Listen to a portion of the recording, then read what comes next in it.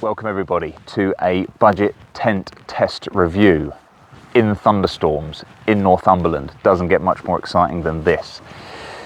So the idea is one decathlon budget tent against what will be one trespass tent, which I haven't brought out yet because it is hammering down with rain, and this is the only break that I've had in the weather for about 4 hours.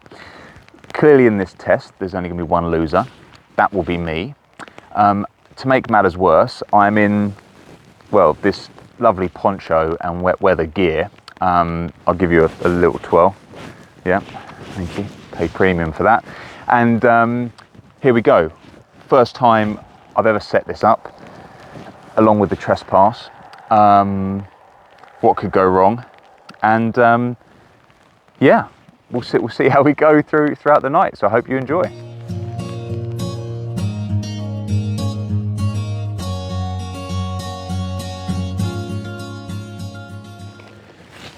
Oh, that's a nice touch. I like this. We have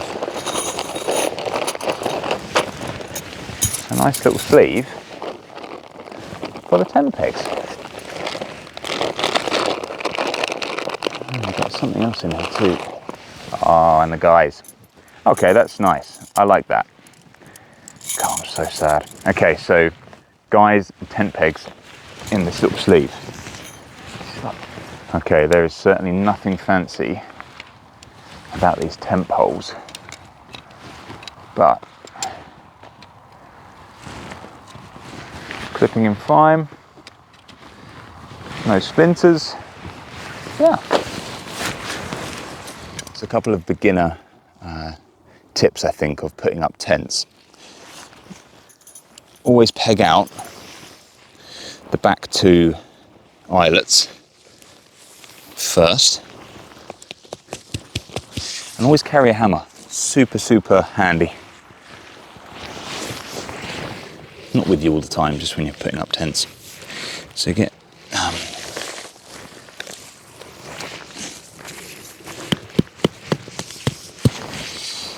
okay.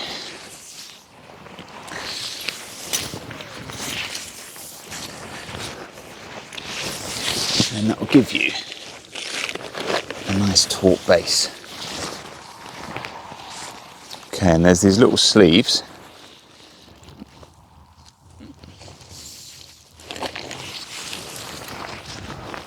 At either side of the tent, which these poles feed into.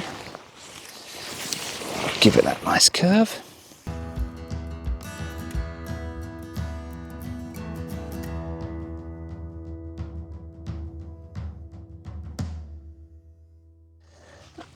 Ladies and gentlemen, I'm quite impressed so far.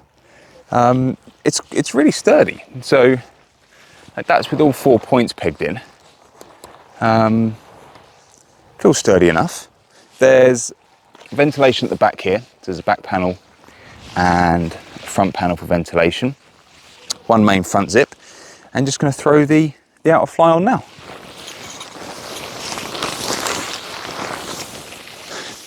Okay, one thing that is a bit cheap and nasty. On the insides,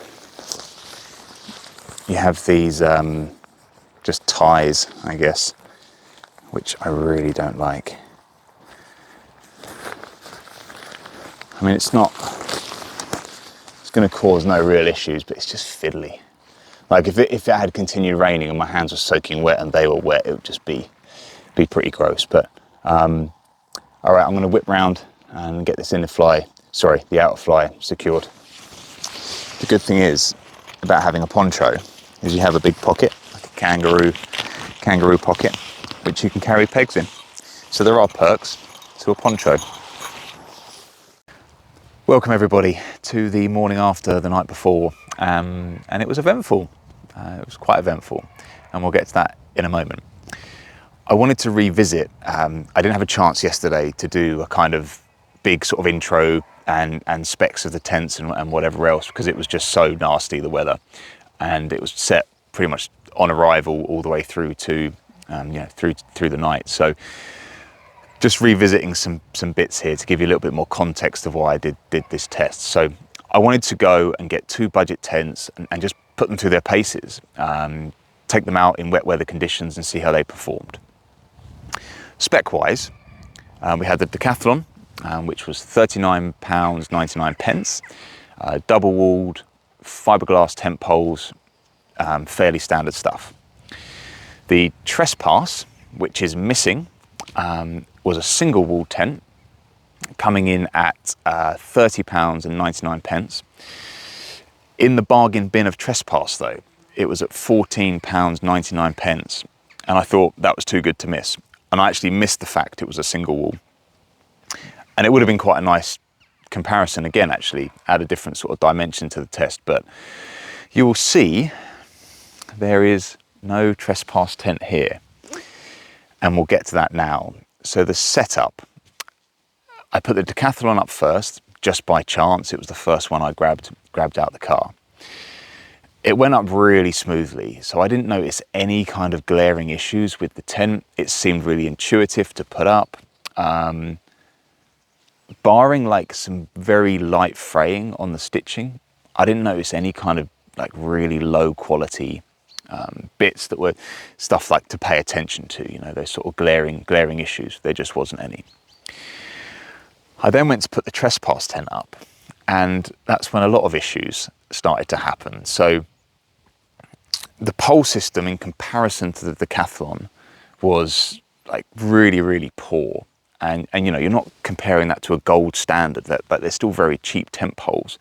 But the Trespass ones, you know, as I was feeding them through the tent sleeves, they were detaching and just making life pretty uncomfortable.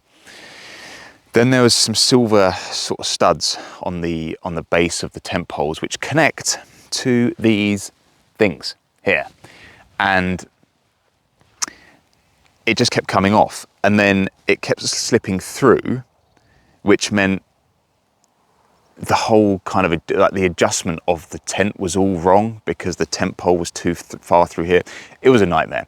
And I eventually got it up with some fiddly sort of jobs, started to hammer in the tent pegs, and then this completely disconnected, which is pivotal to the base of the tent, which effectively meant when this came disconnected that I had one tent pole that was just loose and kind of doing this sort of thing. So it was just, you know, it was a nightmare. I just took it down, put it, it's actually just in the side of the tent here, and just forgot all about it. So by default, there is only one winner, and that is the Decathlon 2-person tent. And I'm going to go into a little bit more detail about that tent now. So let's take a look at pros and cons of the mighty winner, the Decathlon. Biggest pro of all was I didn't get wet last night, which surprised me, to be honest with you. And there wasn't any moisture really inside the tent either. I don't know what the temperature dropped to last night, but it's probably 13 degrees-ish, 12, 13 degrees. There was just zero moisture inside the tent. And I know it's getting a bit cooler now, but still, that impressed me.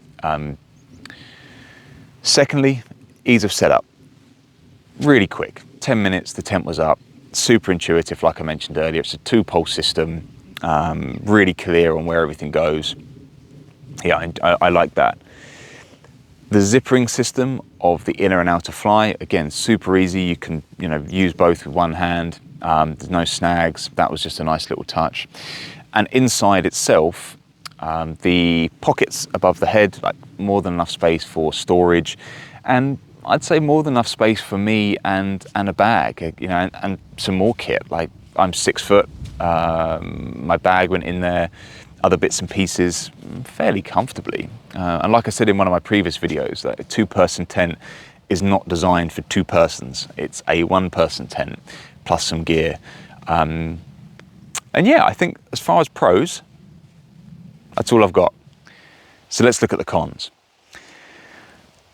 The first thing I noticed was the external door.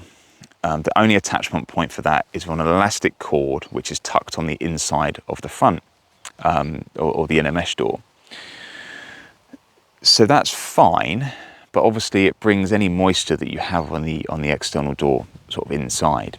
And likewise on that, in the mornings when you unzip the main external door, it flaps inwards quite a lot.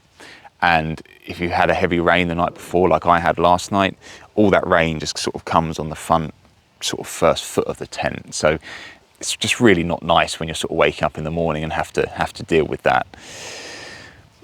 On the inside, I had probably an inch at the top of my head and an inch at my feet for sort of excess space, which was fine until I was obviously moving around in the night time and either my head or my feet were pushing against the walls of the tent, and there's not much space between them, so I could really feel the cold and the moisture from the outside, which again was just a bit unpleasant. I'd say the last thing I didn't like was just visibility, and that's really more of a personal preference. Like, I really like being able to unzip side doors or have at least a front and a back, or if there is just one front door, I like it to be a nice, open arc that you can have a good view from. And the view was okay from this, but I did feel a little bit claustrophobic when I first went in the tent. It's very dark, there's not a lot of light coming in, which some people might like, but just for me personally, I didn't. So yeah, that's the cons, and all in all, not so bad for a £40 tent. So in conclusion, we have by default the winner. My gut instinct would be that it would have won anyway. I just think when I was putting the trespass up, I was a little bit concerned about it in the rain, but I will give it fair trial and I will review it. I will be back to try the trespass in a later video. But let's be honest, £40, you're not expecting a tent to move the earth, but this performed really well. And I didn't get wet. I felt pretty comfortable inside it as well. I'd say this is a great tent for any kind of festival going. I'd say it's a great tent for a cheap budget tent for summer camping for 1 year. I'd expect you'd get 5, 10, 15, 20 uses out of it quite comfortably, maybe more, maybe less, who knows. That was clearly the case with the trespass. Again, I was annoyed that I didn't get to do the video that I wanted to do. I wanted to try them out side by side, but also it was kind of neat how that's like a real life issue that happens when you're camping, like tents fail. And that's why it's just so important to try tents out before you go to your destination. If that had happened to me and it was my only tent, I'd be packing up the car and I'd be going home. So again, it was a cool little lesson in that respect. But yeah, I've had a blast reviewing the Decathlon tent. It's been a fun test and it's performed well. But I'd love to know what your favourite budget tent is. So let me know in the comments, and I'll see you all soon for another gear review.